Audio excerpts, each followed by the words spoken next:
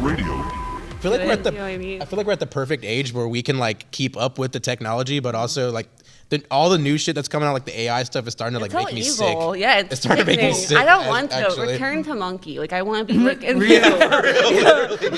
Literally. My mom before, like whenever she was pregnant with me, and like before she was pregnant with, or whenever, yeah. So this was like the late '90s, like right as the internet like popped. She was working at Dell, like whenever Dell was not big at all. And she couldn't even keep up with like how fast like that shit was fucking evolving. My mom became like a tech grandma, like by the time I was like 10. Aw. Like My grandma don't know how to work Netflix. but though.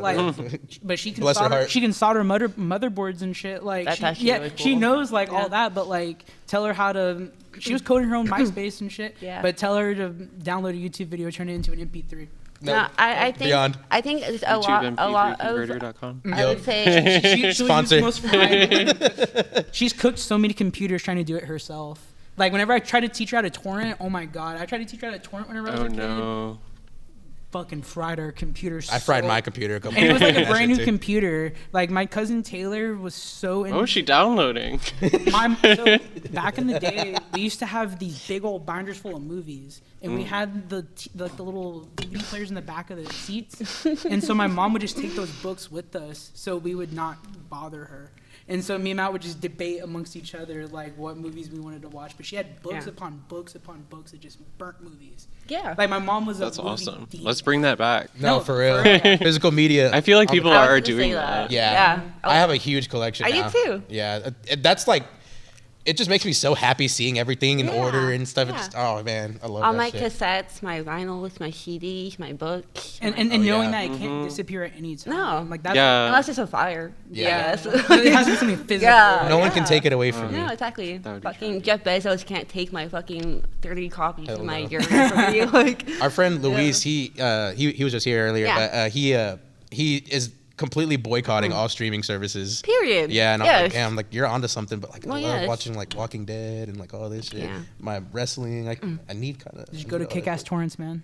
Yeah, That's all you gotta do. yeah. Kickasstorrents.to. You'll Need to do that. be lit.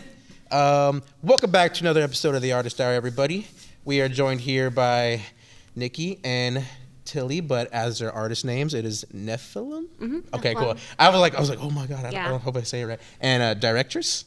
Awesome. Welcome to the show. Thank you. Thank you. So how are y'all doing? What's the vibes? What's going on? So far, pretty good. Hell yeah. I think so. Me and Tilly have both been pretty busy.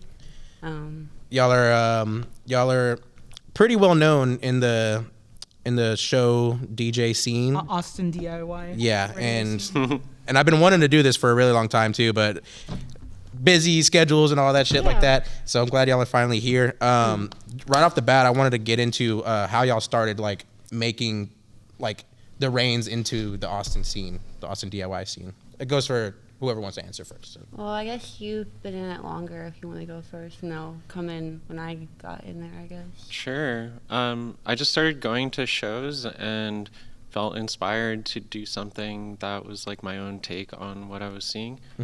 I'll shout out Freak System for Were being. you raised in Austin? Originally, I'm from Florida. Oh, got when you. did Yeah. you make the trek to Austin? In 2014.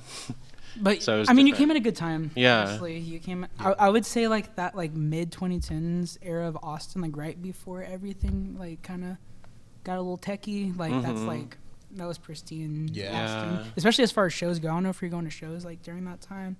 That's like whenever I first started getting like really into shows, and I feel like Austin was like really the live. Was on the music- come up. But was actually the live music capital of the world at that time. Yeah, true. Yeah. From Florida to Austin, you started going to shows, and so how did you wind up like doing it yourself?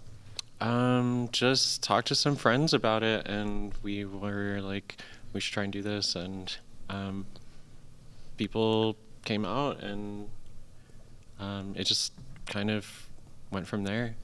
So was it like purely like EDM and dance music right off the bat, or was there other like avenues that you were also exploring? Like whenever you started like actually wanting to like perform as, yourself. Yeah, I guess I will say like initially my biggest influence was probably Sophie, and yeah, when she passed away during the pandemic, I just wanted to do something to kind of honor her, and just creating spaces for trans people and like for people to dance and just feel comfortable and safe. No, that's real, because I Yeah. feel like, especially like during like the bro step era, I feel like it kind of lost its identity as far as like that like demographic goes.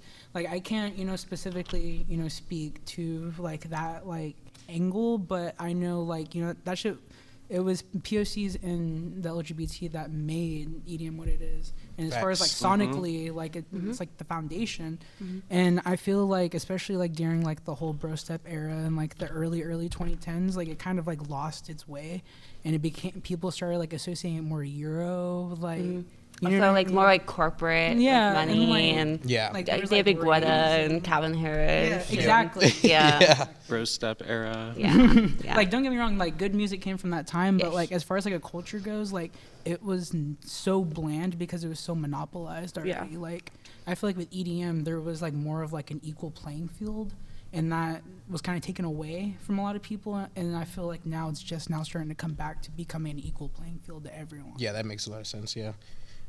You shouted out Freak System. Yeah. And that's like the first rave that I went to, like, cause I just started going to these like 3 years ago, and Freak System really like stood out to me and Body Mechanics.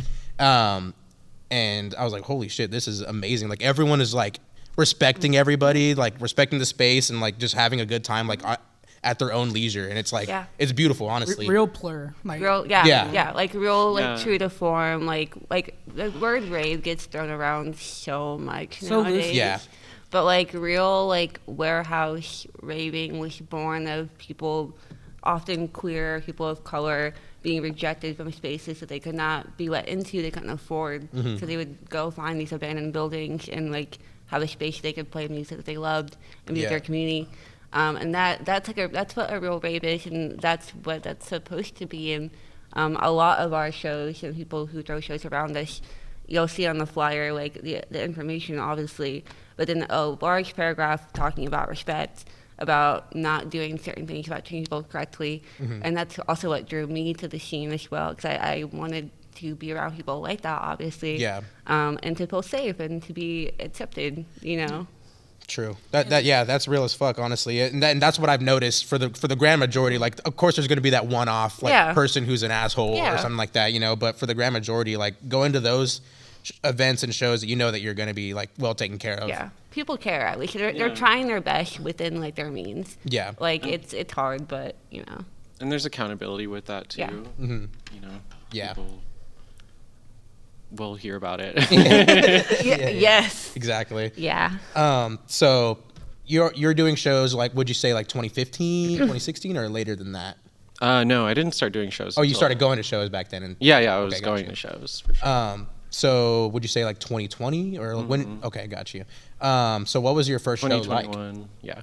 So did you buy like your own like Pioneer DJ or anything like that, or like how, like talk us through the process of how you wound up doing like your first show? Oh yeah. I had been DJing at home for a while and went to a show.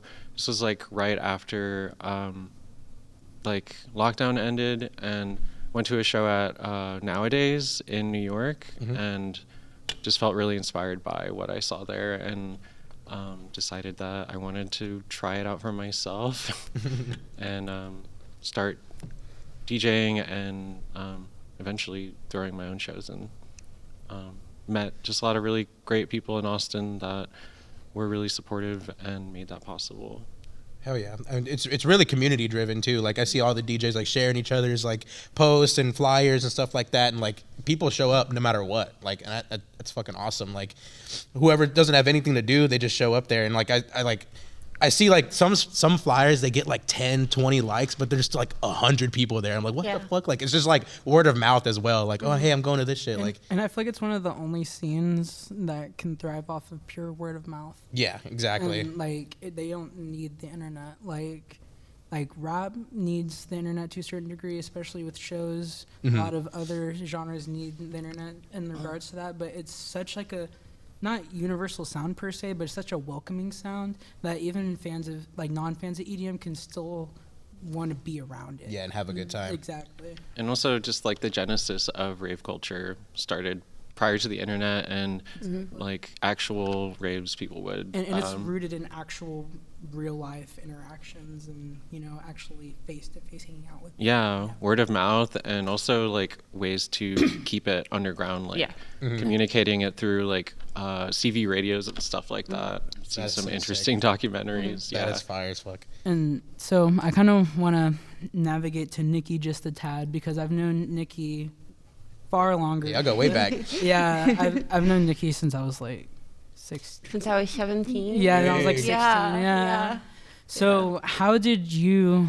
Because like honestly, like I was like an attendee. I expected, you know, to see you around. But how did you? Like as an artist, I never honestly expected you to become an artist. Like, I'm gonna be honest with you. Like me and you have been in the cut before with artists, but I never expected you to be an artist yourself. Like, how did that become like? How'd you navigate? Like we had our own ways of escaping the SoundCloud depths, but how did you? The trenches. How did you do that? Because there was a couple years where we weren't talking, and so I don't really know that part. So I mean, like my entire life, I mean, I always loved like any like way to express myself, whether it was like I did design, I did art. I did music as a child. I did dance for several years, and I was still a dancer, obviously. I did not know that. Yeah, I did like ballet and like lyrical. And I did not know that. I was on a step team and yeah, like I grew up mostly in like the Baltimore DC area, so there's a lot of like opportunities for like stuff like that there. So I did like violin and dance, and I was on like a dance team a little bit. Yeah. But because of like my disability and stuff, I felt like I couldn't really like do music fully, because usually intuitively you want to play instruments, but like I can't physically play a lot of instruments, so I kind of was like, well, let me segue into like art or something else, or like clothing or whatever. And then as a teenager, I started going to these shows, and like you said, like I would kind of like be in these spaces, and I was kind of like infatuated with these artists. At the time, I think I was like kind of like jealous, because like I thought, oh, I just really love the environment, but I think a little bit secretly I kind of like wanted to be these men, you know. I didn't want to just like be like a groupie or like hang out with them. Like I kind of wanted to be them low key. Yeah. And I love music. I love so many kinds of music. So then I moved to Austin. I like went on like Bumble Friends just to try and like meet people, and this person was like, oh, I'm going to this rave, do you want to come like the weekend I moved here back in late 2021, like October. It was like Halloween weekend actually. It was the Blood Rave with Mitch and them at the old Electric Church, and I went, and I think I R.I.P. R.I.P. everyone. I think I took some Molly or something, I don't know. And then I made out with like 6 people. Oh shit. Oh wow. Real player. And one of them happened to be a friend of ours, and they introduced me to Tilly and everyone, and I just kind of like fell in love with the scene. And that same person taught me how to DJ, and that was really cool because it was DJing and producing is so accessible, and I can physically do it. And I just started like getting really into it. And I remember I think Pat technically offered me my first gig, but at the time, like I was just like a bedroom DJ, and I was like, Not not yet, not yet. Yeah, not You ready. know. And then I got offered.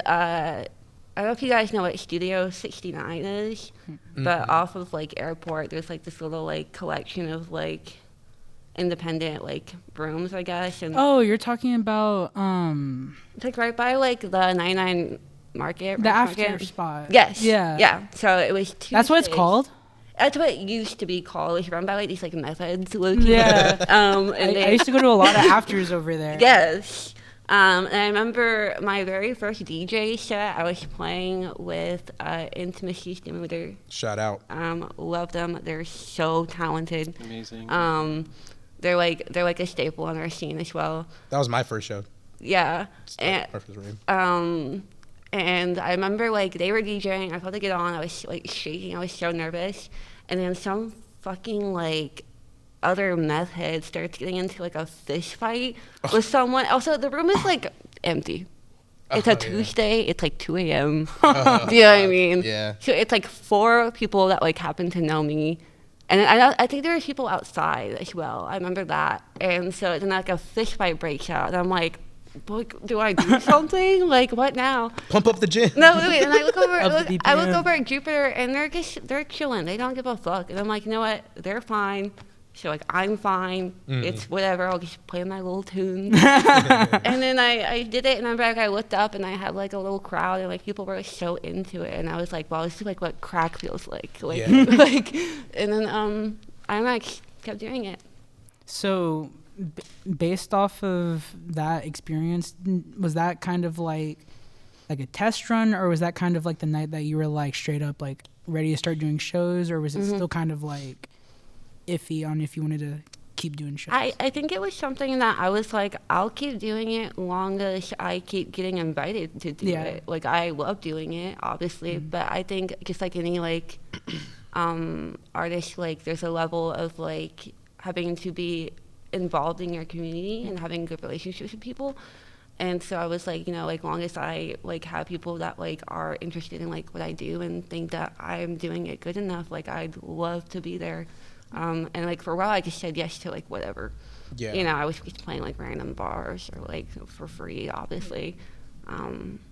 But yeah, now I get to do these cool things with like Tilly, or like I played with like Boy Harsher recently. That was really cool. Yeah, that's So so what was your sick. first big show? Same question to you. I think the first like big crowd that I had was a tunnel show with some friends, and it was the first time that I like looked out into a crowd, and it was like shoulder to shoulder. The entire area is full of people. And but I looked over to Luke, Grief Apparition. He's like a industrial hardware techno artist as well. He's also in a band, I think. But I like looked over at him and I was like, "This is crazy." And like he's done this for years, and he was like, "Yeah, it's It's a regular Saturday. yeah, Good turnout, yeah." But I'm like, oh my god, this is so cool. And you know, was that like pretty like a few shows in, or was that like one of your first? honestly, it was good. I was kind of early in. I'm trying to remember. It must have been like a couple of months into me DJing, maybe. I just feel like I am like I work really hard at what I do, and I hope that I am like technically good at what I do. But I also feel like I'm just also very lucky that I have the people around me that support me and like want to like help like uplift me, and I hope to also give that back in return, like whenever I can. Going back to the community Yes, aspect of it, yeah. every time, yes. Yeah. I will say I'm very proud of you. Oh, Aw. at least like my like I'm like her protege. Like she took me under her wing. She introduced me to people. She got me so many bookings. There's times where I was like, "Can I just DJ at your house?" She's like, "Can we just DJ together?" Because I would get so like, "I'm not good at this." Like, and I mean, she's so good and she's very talented, and I feel very lucky to have her. That's like my big sister, basically. Besties. So, Yeah, Yeah. and y'all have really good stage chemistry. Because before we had both of y'all do the show with Acid and Christ, I saw you probably like maybe like a month before, and I was like, I see, he gets it. I was like, but like in the best way possible. Like y'all, like I can totally see like the chemistry without y'all doing a set together. And then I saw y'all do a set together, and I was like, I get it. I was I get it. Was it always like that, or was that kind of like something that grew over time whenever y'all became like better friends, or was it like right off the bat that y'all had that chemistry? I don't know. I feel like me and Tilly kind of complete each other in like a weird way, because like she's a little bit older than I am, but like sometimes I like I can be very what's it called? Is it type A, where you're like you gotta do what you have to do, and you have to do it on time, and like so I'm very type A, and she can be very I need type somebody B. like that in my Yeah. life. Yeah. But I also I need to let go. Like I get so like wound up sometimes that I'm like they're not freaking out. Like I don't need to freak out. Yeah. And so many times like either or of us have been doing something, and we're like, can I just like run this past you? Can you look at this flyer? Can you just listen to this track? Like can you give me some, like, what are you playing? What are you wearing? Like, we were FaceTiming before this today. I FaceTime her. I'm like, are you busy? And she's like, no. I'm like, what are you wearing to the podcast? And she goes, I was just thinking about that, like right before you called. So, yeah. That's awesome. I feel like it's really crucial to have a confidant like that, like musically and like also like on a friendship level, that you can also like hop in and out of like you don't always have to be stressing about shows with this person. You can like have that like the post-show recovery with, you know what I mean? Like, Yes. and I feel like that's really crucial for someone like, especially in like this field, because it's like it's so free for all, and like you're only as good as your reputation and your skills. And so if you can form like legitimate relationships, like that's so like Crucial. it's priceless, you know what I mean? Yeah. I don't think either of us are really in this for any type of like clout. And I don't say that to me like, oh, like to like divest any like level of like, oh, we're like different from people or whatever. It's not like that. But like I do think that we both genuinely just like we love our community and we love what we do so much. And like I'm not trying to become like Taylor Swift or like Beyonce. I just want to be good at what I love, and I want the people who I respect to also think that I'm good at what I do. That's all that matters, honestly. Yeah. And I think you showcase can that. say that Yeah. about And showcase your love. a lot of people in the scene. Yeah. And those are the people that form the core of it, I think. Yeah. Yeah. What about your biggest show, or like your first big show? Like, how did that feel, and what did it look like? Yeah, I was like thinking back on this, and I will have to say Freak System again. Shout out. It was the Montopolis Bridge in October. I think it was 2022, maybe? Maybe 21, I don't remember. But it was just, the bridge was just crowded with people, and I was playing a bit late, and I hadn't really decided what I was going to play. Oh, shit. But I just started playing like some hardcore, and people just kind of went insane, and Oh, yeah. it was definitely a moment that I'll never be able to like reimagine or recreate. It's, But it's like the energy in that moment, Yeah. and, like, the crowd reaction. And I also couldn't being even being on the see- bridge too, like yeah. Oh my God, that bridge was amazing. Wasn't there like 1,000 people there or something? Like I didn't go to that show for some reason, and it's like one of my biggest regrets because I've seen pictures and like heard Tilly talk about it, and I'm like, that was like a moment. Yeah. The thing was that I couldn't really see the people. Like all I could see was the people right in front of me. It was on the same level as them, and I didn't realize how many people there were until afterward when I saw Yeah. videos of it. That's crazy. Yeah. Yeah. Because you're so like locked in to like put it on a Yeah. good show that you like don't even think to like process it. Yeah. I was like, I hope people are enjoying this. Yeah. Meanwhile, people are just dancing their asses off. You don't even Yeah. realize it till the pictures after. That's cool as hell. So I can imagine like making a set for a show is very like kind of stressful. Like me personally, I would think. But do you guys think that? Do you feel like there's like a lot of pressure in what you're putting into to like make your set? I think me and Tilly go about our sets differently. Differently. We have a different way of going I would love to about hear it. both opinions on this one. I feel like I tend to like overthink it a bit because it's hard because like on one hand the job of the DJ is to kind of overthink it, like you're like tastemakers essentially, and so there's an expectation of like being an old head while also being tapped into like what's coming up and what's new, and also kind of like directing these two things together. Finding the good mix Yes. between okay. Yeah, so I'm always kind of caught between like, okay, like is this too new? Is this too old? Like, are they gonna understand like my vision? Like, I always kind of feel like it's like I imagine my sets as kind of like a build. So there's different ways to like organize your set. I think a lot of us do it by BPM, which is like tempo, how fast it is. And I always start out a bit slower. I call it like, in my head, I call it like easing them in. Yeah, 'Cause makes sense. we're both like high tempo DJs usually. So like I'm like I have to kind of like get them to feel like safe and comfortable before and then before you know it, like you're like moving so aggressively. Like also like I feel like I'm a bit more into like the more like aggressive sounds, so like the darker sounds, until he's really into like beautiful like melodies over like a fast beat as well. And we kind of like also like complement each other. Yeah. In that way. It's like the perfect balance. Yeah. Yeah. That's awesome. What about you? I go about things a little bit differently. I improvise all of my sets, and I usually I'll put together a playlist and throw a bunch of tracks on it that I would like to play throughout the night, and then just practice with that for a bit. But I don't like set like a play order or anything like that. Okay. And, I do. Or like really specific tracks that I'm gonna play, and I try to just gauge the crowd and try out different things and see what they are responding to and what they seem to enjoy, and kind of just go in that direction with it. Oh, so you're doing it live. So if they're not like, so hypothetically, if they're not feeling it, you'll put something on. Like, I have no idea how that DJ board works. I'm so like oblivious to it. So like, Yeah. So like, if you can just change it like whenever. Yeah. Oh wow. Okay. It's like you know, like I mean- you make a playlist in your phone. You're really picking songs from a playlist Oh, okay, that you've got like you. made. But you have to like keep the same like.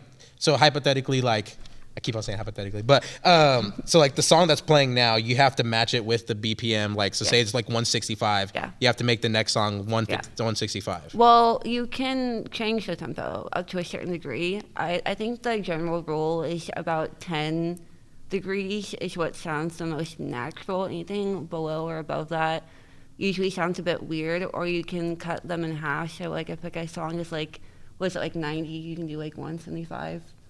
You can actually mix those together. It's like math. Like a lot of music is just like fractions. Oh, that's not for me. I don't do that as much because it's a little like I'm already like so pressured that I'm like I'm planning everything in the head. Yeah. But yeah, I usually try to keep it around like 5 degrees of tempo change. But you can like switch it up, and I think it's an important skill as a DJ, regardless to like you might like it, but if you look around and like they're bored, like you have to do something. Yeah. Like, yeah. Got you. Did you not, with your sets, did you not ever go by tempo? Nah. What do you do? Wait, like my vocal sets? Yeah. Oh no, I just play a song after song after song. Like Just, yeah. Tilly method. worked for me. Hey, worked for me whenever Hey. I did it. I'll say sometimes it's really surprising what people resonate with. Yeah. It's Yeah. like not what you would expect at all. And I feel like it's completely different from someone who's performing, like singing like their own music, as opposed to like putting on a good mix for a crowd who are coming there to dance and to show out. You know what I mean? So I feel like it's a completely different ballpark. Yeah. And that's why I respect DJs so much, because I can't even like fathom that, like having like that's like so much pressure, like for me, like to curate a feeling in that room. Like if people come to a show and you're a rapper or a singer or something like that, they know that they're coming for that. But you have to like procure a feeling, and you have to like feel the room out and stuff like that. And that's why I admire DJs and y'all too, especially, because like it's impressive, honestly. Like it's crazy. Like that is your passion, that is your career. And doing all that also under like the pressure of like having to run the show too. Yeah. And, like, I would not recommend it. When did you decide? I don't know if it kind of went in like at the same time that you started doing shows, but when did you decide that you wanted to start like booking your own shows? And did you DJing have any sway in that, or did you always want to do your own shows aside from DJing? I think it was mostly just like talking to friends about the ideas that we had and just wanting to do something together and do something fun. And that's really the main thought that we put into it to start with. So it did go like hand in hand with you picking up DJing like all together? Yeah. So you immediately wanted to start doing shows pretty much? Pretty much, yeah. And then like have you ever like experimented with booking someone that like sonically wasn't similar, if that makes sense? Like where you like get someone completely out of left field? Or was it always kind of like Relative to, because like you've definitely have gotten variety in your lineups, but like, was that always something that you wanted, or was it kind of like something that kind of just like happened? I'm trying to think of like the first time that might have happened, but I guess there was a show that I did that I had booked primarily DJs, but then there were some like live acts that were friends of friends that we had discussed like playing, and I was like, this sounds kind of interesting, like and it turned out to be one of my favorite shows ever. And I just wanted to keep doing more shows like that. Because you meshing him with like acts like From Joy, for example, like it's just like an interesting like pairing sonically, you know what I mean? Obviously, you know, there's similarities that can be made, but like on a surface level, like was that something that you always wanted, like the crossover appeal, or was it just something that you kind of like did unintentionally? It just happened organically because those are the artists that like my friends and I listen to, and I'll say like whenever you know, when I'm throwing a show or when Nikki's throwing a show or any of our friends are doing a show, it's like a huge group effort, like and we're all sort of involved to a different degree. And yeah, and there's also just like people that come out and help set up and do everything. So it's like a huge effort with a lot of people, including like a lot of different organizers. But like I just book artists that I like, and even if they are sort of different in genres, I trust that other people also like those two things. And I feel like there is a lot of overlap between like people who listen to like hardcore and gabber and people who listen to like metal and punk. And Definitely. and there's not, you know, most shows are one or the other.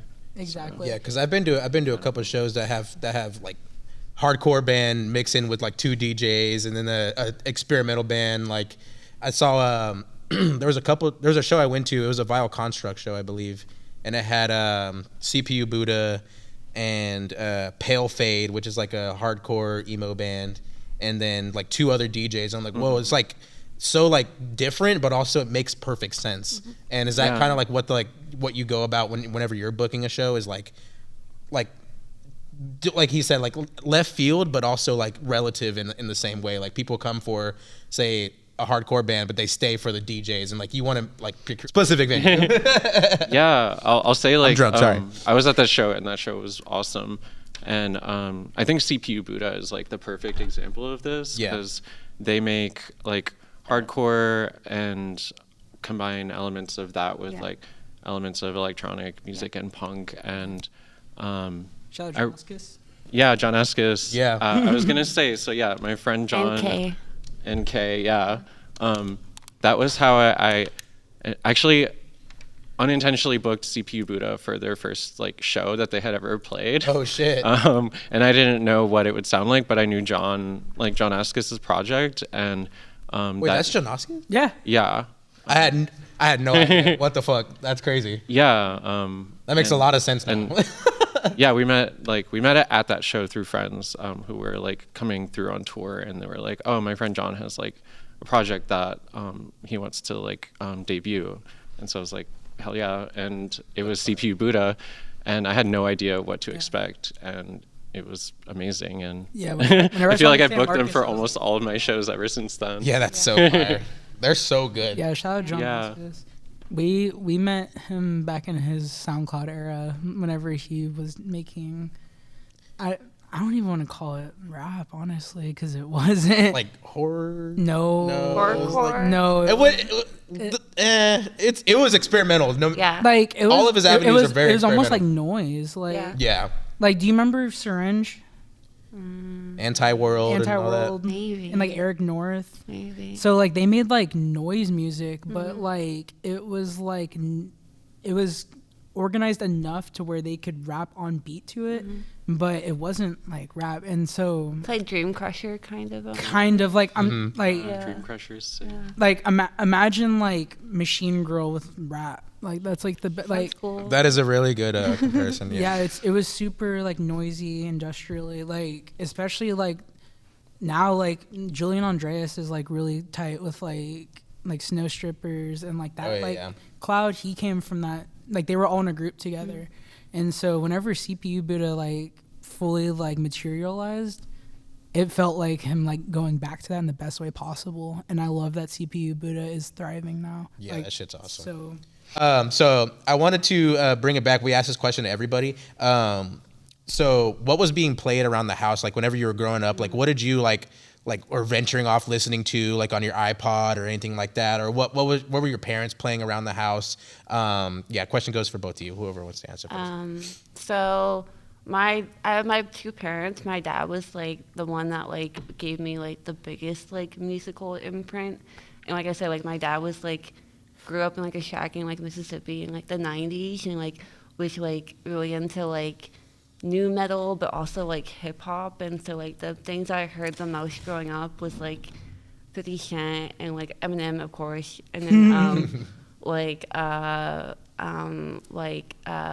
Disturbed. Like I remember like my parents told me at like 5 years old, I would be like, play the body song, play the you know, like, hit the floor. Like that was like my shit. And then that That's and the one, oh gosh, what's that song where he's like, I think it was an Usher song where Loki he makes like a weird like transphobic joke in the song. I did not know about this one. Oh gosh, what song is it? It's like one of like Usher's like bigger songs from like 2002 or something. So like, yeah, I would say like hip hop and then like rock were like the foundation of like my music. It's like my dad was like a 90s like BMX like cool guy before. Your dad rode BMX? He did My like dad biking did and too. stuff. Yeah. I just had a great picture of my dad from the 90s in full like Juggalo paint. That's fire. That's lore Yeah, right there. yeah. And then like as I got older, like obviously like I started getting more into like I remember like 2010 era YouTube watching like nightcore anime like EDM AMV. Like, yes, Yeah. yes. Facts. And then like Cheryl like bass slut like era like happy hardcore stuff, which I think definitely informed like my later transition into like electronic music and stuff. Hell yeah. yeah. That's awesome. What about you? For me, Yeah. I think I like was introduced to music by my older brother, and he would play like Nirvana and Metallica and stuff like that. So that was like what I was like raised on from when I was like a baby, and he would also play like 3-6 Mafia and Project Pat, Real. stuff like that. So I think that was like a pretty big influence on me. That's real older brother music. Yeah, Yeah. for real. Yeah, I owe him for that. And once I started like branching out on my own, I started listening to a lot of punk and got into like screamo and post-hardcore and started going to shows and stuff in high school. And I feel like that was when I like kind of found myself and made friends with all the other weird people. Yeah. Who were listening to stuff like that. So Were you a theater kid? I was. I'm going to. I wasn't, but all my friends were theater kids. Yeah. I could see you being like a Panic at the Disco kind of like emo. No, Tilly was like No. into like cool like stuff at that time. Oh, you were obscure early. Oh, speak on it. Well, Okay. I don't He know. was like he knew like the cool like hipster like stuff. Speak on it. What were you listening to? Speak your truth, Tilly. I don't know. I don't know how cool it is. I've seen pictures of you in your teen years. You were cool. Picture here if we find it. I mean, yeah, like a lot of post-hardcore and like at the drive-in, I was like obsessed with Okay. them. And I always like blank on names when I like You actually need to- try to Yeah. I do the think of same thing. stuff. Or like Seosin. Oh, hell yeah. Yeah, just like that stuff kind of. I'm actually surprised. Why? I'm just. I honestly thought you'd be a very like, not clean vocal per se, but like I feel like you'd be like ballads, like powerful. Really? Tilly like Yeah. hard stuff. Like Most of the music I listen to is like all screaming. like for some reason I just take you as like a very like powerful vocalist in your preference of music. Like you like ballads for some reason. Well, the ballad's in a type of way where it's screaming and Well, I yelling. mean, Yeah. I mean, I'd argue that's you're powerful right to a certain vocals. degree. Yeah. Yeah. So what are some bands or DJs or performers that y'all are currently listening to or obsessed with or can't like get out of y'all's head? Like any shout outs that you want to give to any bands out there that you're currently obsessed with? I've been listening to a lot of Bjork recently. I know she's not like a local group or anything. Oh, it didn't have to but, be like, yeah, it could be whoever. It in could be general. whoever. Yeah. Yeah, like Bjork and then Dune Conda. Sure, she'd appreciate this. Dune Conda worked with a lot of like Arca's like early work and stuff, and did a lot of like the like artwork and stuff. And I love how they like they use like alternative electronic experimental sounds, but like also with like classical composition. Because I've been like in my own music making a lot of like experimental stuff, but also like I guess like made like a waltz recently. So I just felt so like Bjork is like classically jazz trained, but she makes experimental like surrealist pop. Yeah, And I think that's Bjork. really interesting. Hell yeah. So yeah. What about you? I feel like I listen to so much that it's hard to pick out like one specific artist, but I'll say one artist that like I discovered a while back that kind of just blew my mind is this band called Moreru from Japan, and they literally every single member of the band does vocals, and they're all kind of doing vocals at the same time. Oh shit, that's And crazy. Yeah, and it's just Come on, polyphonic. it's just like everything is happening all at the same time. But if you have ADHD, it's the perfect music that that you makes could a lot of ever sense. imagine. Hell yeah. And they just like switch genres like throughout tracks, and like seem to have like a lot of like classical influence in like the chord progressions and stuff that they play, which is really nice. And yeah, I just like, it was funny because I was like really into that band, and we were talking about CPU Buddha earlier and John Escus, and he told me that they had bought a ticket for him to play in like Shibuya and flew him out to play a show with them, and like this crazy lineup pretty recently. That's fire And as I fuck. was like, that's so cool that there's like such like a connection between like, these scenes like everywhere. Yeah, exactly. All over the world, people are listening Yeah. to this. Like someone's listening to the same exact shit that you are, and to the extent to like where they want to book someone from here to go to like Tokyo, like or Shibuya, like you said. It's fucking Yeah. crazy. That is amazing. Circling back to the shows aspect of it, y'all throwing shows. I want to know like the best show and y'all's worst show. Whether it be y'all booked it yourself You, or like you mentioned this earlier, and I was like, I don't tough know one. about like worst show, because like on one hand I'm like I don't want to like talk shit about yeah, it. no, I'm saying But, like I'm not even saying like Yeah. like attendance wise or anything like that. I'm saying like where like the program wasn't working right or like a Turn disaster. off the decks in the Yeah, middle of something the like set. is there any like a moment where you're like fuck this is like crazy, or is there a moment where like this is the best show ever? Like is there anything that stands out in all the shows that y'all have done? I think. I think playing with Boy Harsher was like a huge like this is so cool for me moment. 'Cause, Landmark.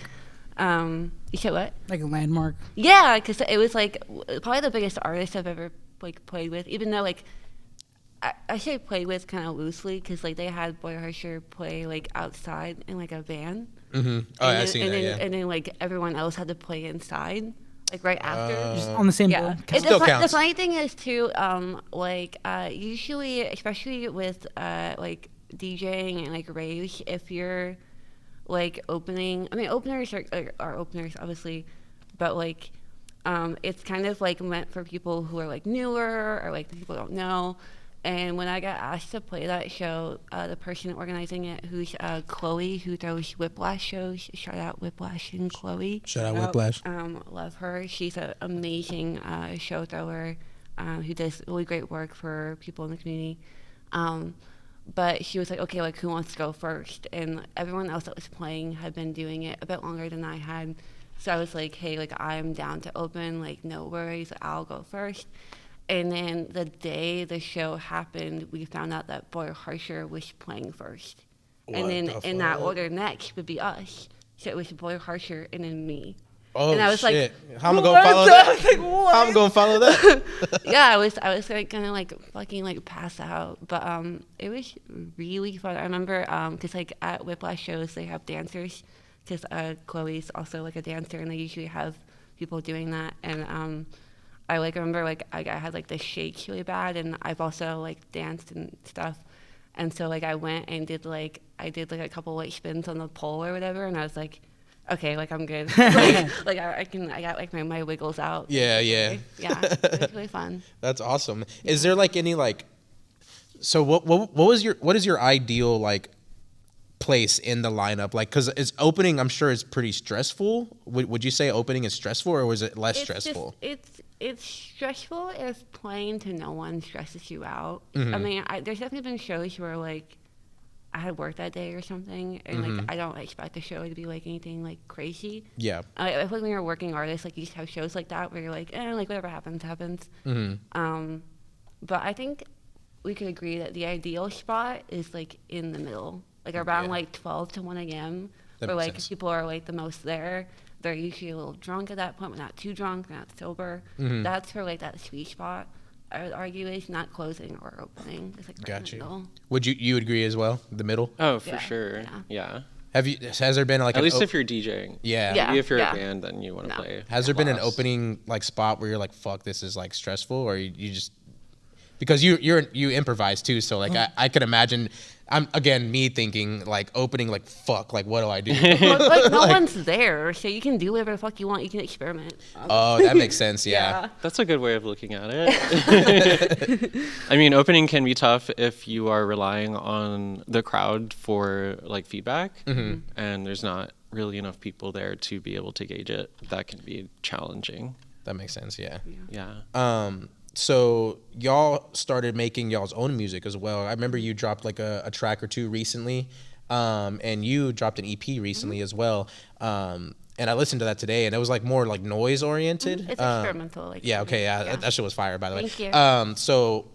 So what's the process like between like DJing and actually like sitting down and creating your own music? Like, what do you not prefer, but that's not the right word. Like, What do you find yourself doing more? yeah, there you go. Thank you, Zach.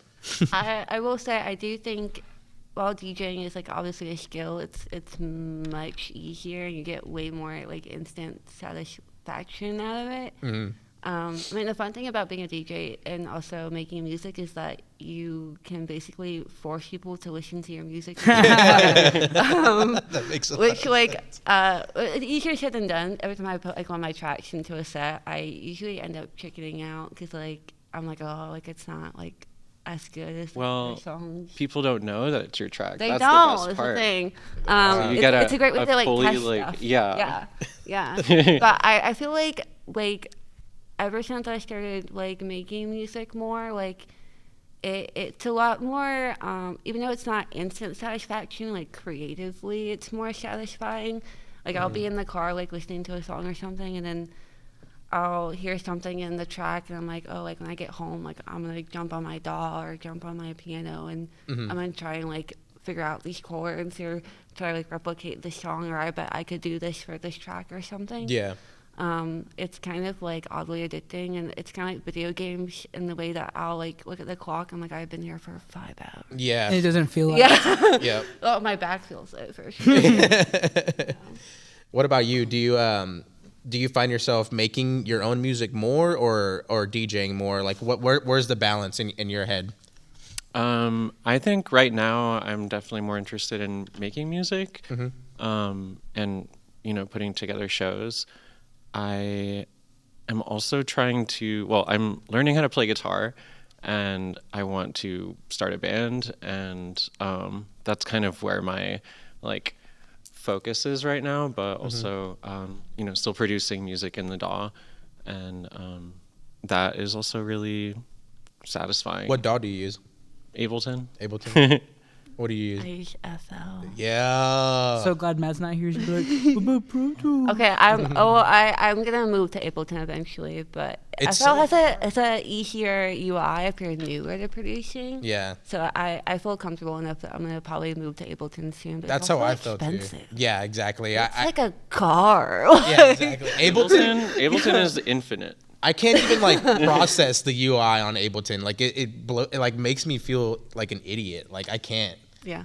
It's so pretty though. Yeah, it is. It is satisfying. Yeah, The FL colors. Studios be kind of ugly sometimes. Mine's purple. Yeah, I'm always I like, FL. wait, why does FL Studio look like it's from like the 2000s? Like it doesn't look like It is. They haven't changed. changed much in 20 years. That is true. That's why I like it though, because it's so like easy to use. Like you can just get on it for the first time and know exactly what to do. Yeah. And Ableton, I'm like, what the fuck is happening? Yeah, you need Yeah. some like theory for Ableton. Yeah. I want to go back to the previous question that you asked Nikki though about like what are your favorite shows? Yeah. Because for me, when like I'm putting together a show, my favorite shows are the ones where the artists like fuck with each other, even if they're like totally different genres of music, or if they had not like heard of each other before and they like get put onto each other's music. That's And real. yeah, that's fire. Like if the artists are happy at the end of the night, that like makes me really happy. But there are also cases where I have like booked 2 different artists and I will overhear them being like, I've been a huge fan of yours for like years. That's sick. And I'm like, that's so awesome. That's a wholesome moment right there. Yeah. Oh yeah. We also asked this question to everyone else as well. What is y'all's dream lineup that you would want to be a part of? Oh gosh. To be a part of? To be a part of or to throw? Okay. Okay, let me sit on this for a second. Or just to witness, even. Well, yeah, sure. Well, yeah, I mean, if it's a dream, then I can book Daft Punk. Yeah, that is fire as fuck. We'll put them back together. 9 Inch Nails, Bjork, Portishead, Oh hell yeah, and then Chicane. hell yeah. That's a That good is lineup right there. That's Same. solid. Lineup. That- But that's it solid, would though. it would touch every part of me that I need. You know what I mean? Yeah, that's perfect. I love Portishead. They're so fire. What about you? Oh my god. This is such a difficult question. Even if you said just Daft Punk, that's That's fine. That's Yeah. such a respectable answer. Daft Like, Punk I more understand. I times. understand. Like I would cry my I eyes want to see out. Daft Like Punk so fucking bad. yeah, that's Are they always broken up? been a dream For of like mine. a couple years now, right? Yeah, they technically blew up. Like they blew up their robot bodies. Oh really? Yeah, they In the exploded. lore, They trans. Yeah, they posted a video on the day when they broke up. They like posted a video of them exploding. Oh, That's so funny. Yeah, it was so in character for them. But yeah, Daft Punk for sure, and like maybe like My Bloody Valentine. Oh shit. I feel Hell like yeah. would be. But these are just like bands that I want to see. So Yeah. Okay, another question as well. We're just rapid firing these motherfuckers right now. Where's a dream location that you would want to play at? Like country or venue or ooh, I have a lot of people who've played in CDMX who like love it there. shout out Picture Plane. And Travis. Yep, Probably.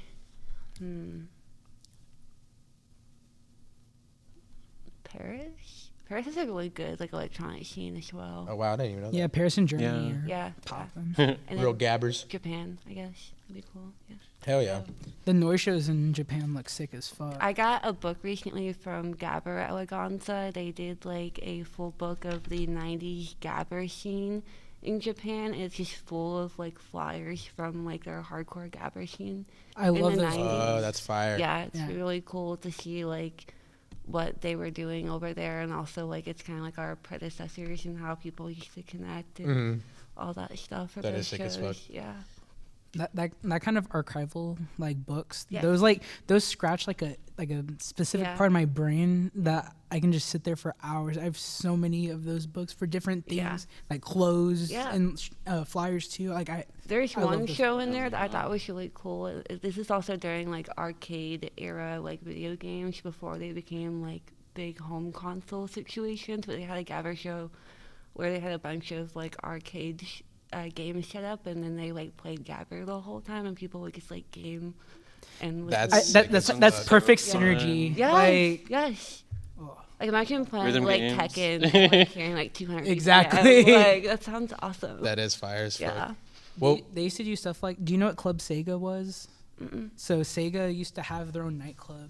That's am I really so far? cool. No, you're good. Yeah, they used to have their own nightclub in the early 90s, and it was like they had the most insane people DJ, I forgot, is it Kyoko? Have y'all seen Party Monster? Yes. With Macaulay Culkin. I have. That- Yes. yeah, I'm that- very familiar. the boyfriend. Yeah. He's played at Club Sega, and That's cool. there's like this like funny ass video of him like fried out of his mind, and there's a two Sonics like dancing, and he's like sweating, he's like super locked in. I'm gonna try to find that video. It's for you so guys. Can we bring back Club Sega, Dude, please? it's Sounds dope as hell. What the it's hell? so Yeah. yeah. Braxton Knight put me onto that lore. Shout out Braxton. Shout out Braxton. What's your dream location? I was gonna say Paris as well, because the label that has put out like all of my music so far is based in Paris. So like a lot of Dr. Dragon. yeah, Dr. Draken, Safe Cloud Records. They put out a lot of like Gabber compilations and stuff like that. And Oh yeah. all of the musicians on those comps are amazing, and I like I'm a huge fan of all of them, and it would be really sick to play with them. And when I look at my like SoundCloud, like people who listen to my music, it's mostly in like Paris or Germany, or like France or Germany, and like Europe. The foreign countries, they're so tapped Spain. in. Yeah, Yeah. they're so tapped in. Yeah, I'm like, take me there. No, for real. I want to go. There was one other thing I was gonna say about like, because you mentioned like archival flyers and stuff like that, and I think putting together flyers is like one of the most fun and exciting parts about doing shows. 1000%. Yeah. 1000%. Because like there's just so much talent, like even just within Austin, of like people who do graphic design and illustration, and they're all part of the scene, and like, you know, a lot of them will do tattoos and stuff like that. And so being able to work with them in a way that like otherwise you wouldn't be able to is really cool. Yeah, that is awesome. Yeah, because like seeing the flyers, like half of it, you know, like that entices you to go to the show. So you have to make sure that the flyer is fucking really pretty to look at. I like to get OD with it. Yeah, exactly. Yeah, the more crazy shit on there, the more I'm like, that I need to go there. That's awesome.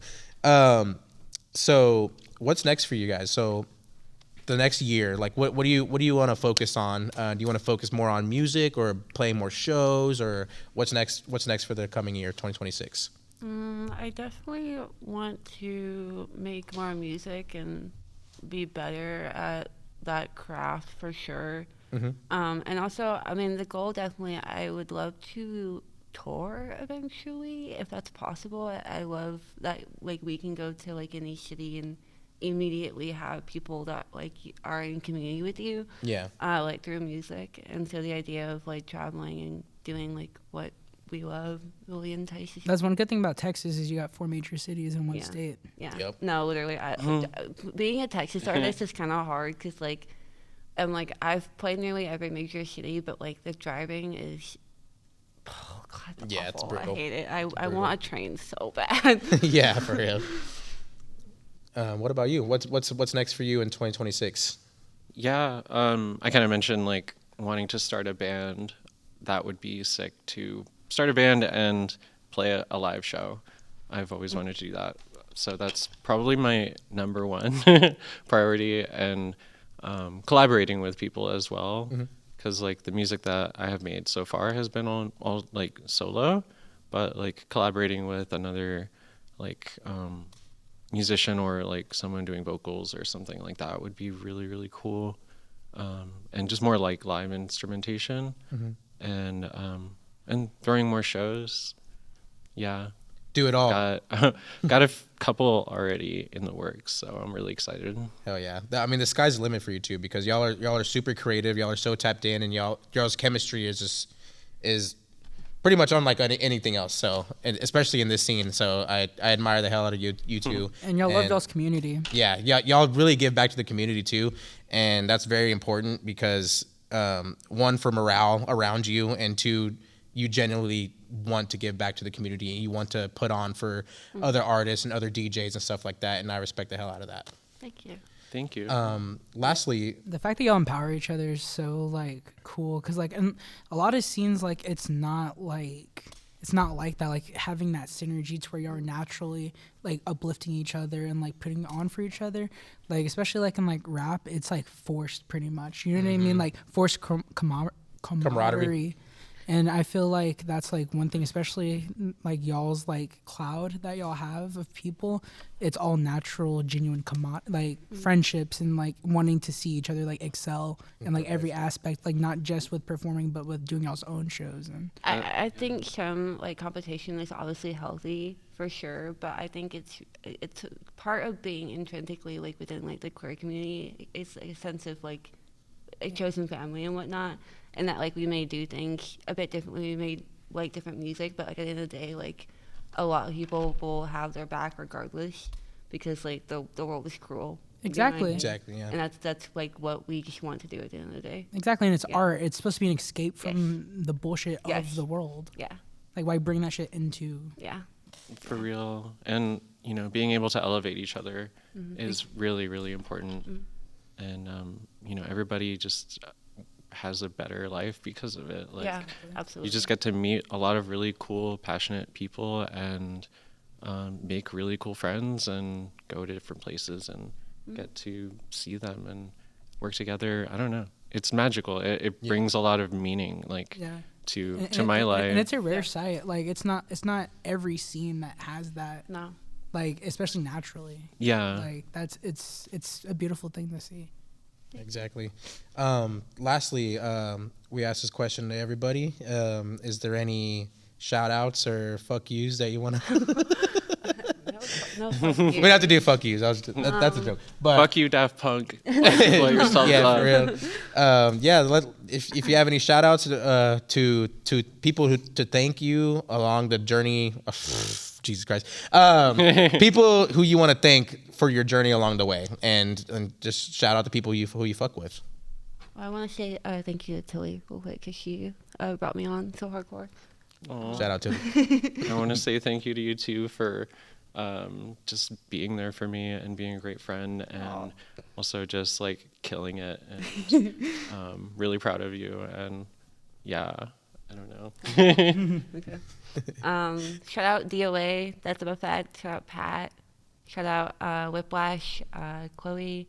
Shout out Hard Rubber, Steven, Itza. Shout out Seraphim. Shout out Freak System. Shout out Barbecue, Dev. Shout out Vile, Levi. Gosh, who else? Rite of Passage, Ben, Alex, Lucia. Oh gosh, who am I missing? You know who you are. They do, and They do. Yeah. they'll be mad. And they all do different things, but it's all connected, and Yeah. we all work together. I and think it's that's a the good most thing. shout outs I've ever heard. Like Really? on here. Really? Yeah. On here. Really? We just hear like one or That's two people. crazy. Yeah. Yeah. Oh, shout out Whip, Electro Whip, Isaac, and Monster. Yeah. Hell yeah. Yeah. And you?